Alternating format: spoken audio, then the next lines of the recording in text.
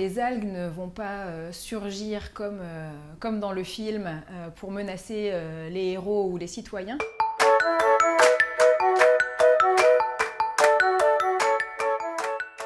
Elles peuvent constituer une menace pour les autres espèces en colonisant leur milieu de vie, un petit peu pour les activités humaines, notamment en constituant une biomasse importante et donc en freinant par exemple les activités de pêche ou de baignade. Alors, les macroalgues que l'on va retrouver sous la forme de macroalgues invasives ont principalement été importées, notamment par les activités humaines, lorsque les cultures d'huîtres par exemple ont été importées du Japon. On va pouvoir traiter le problème selon deux angles, soit effectivement s'attaquer à la source de la pollution pour essayer de minimiser l'invasion des algues, qui va être un premier point, et c'est vrai que ce n'est pas tellement le cœur de nos études à nous au laboratoire.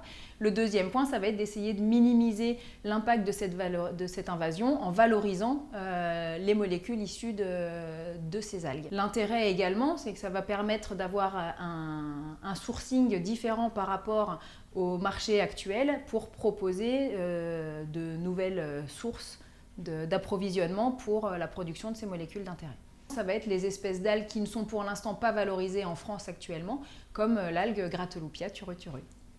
Le bioraffinage, ça va permettre de pouvoir valoriser une biomasse dans son ensemble, c'est-à-dire que l'on va s'intéresser effectivement principalement à un composé que l'on appelle composé cible, tout en considérant également les autres fractions générées par les procédés d'extraction, ce qui va nous permettre d'avoir une valorisation multiple de notre biomasse et également de pouvoir transposer ce type de valorisation à d'autres espèces d'algues qui pourraient devenir un jour néfastes ou nuisibles pour l'environnement ou l'homme.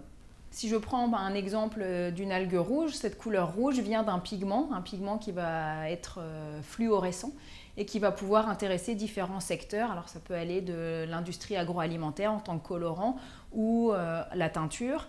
Et puis si on réussit à purifier cette molécule, on va pouvoir l'utiliser dans les domaines médicaux. Ça s'appelle la phycoérythrine et il peut représenter une valeur marchande allant jusqu'à 400 € le milligramme. Donc effectivement, il y a un potentiel de développement économique derrière assez important, qui n'est pour l'instant pas utilisé vis-à-vis des espèces que l'on étudie. On va pouvoir extraire ce pigment d'autres espèces de macroalgues, mais pas forcément de celles que l'on étudie dans le cadre de ce programme. Pour pouvoir montrer l'intérêt de nos travaux de recherche, nous allons être en contact direct avec différents acteurs. Ça peut être par exemple des communes ou des communautés de communes qui vont nous demander de dresser une cartographie de la biomasse disponible sur leur côte pour essayer de voir si l'implantation de nouvelles industries pourrait voir le jour, notamment en Vendée ou en Bretagne. Nous sommes également en relation directe avec des industriels pouvant valoriser ces pigments. Nous avons pu obtenir dans le cadre de ce programme une méthode d'extraction de composés d'intérêt quasiment valorisable en l'état actuel des choses.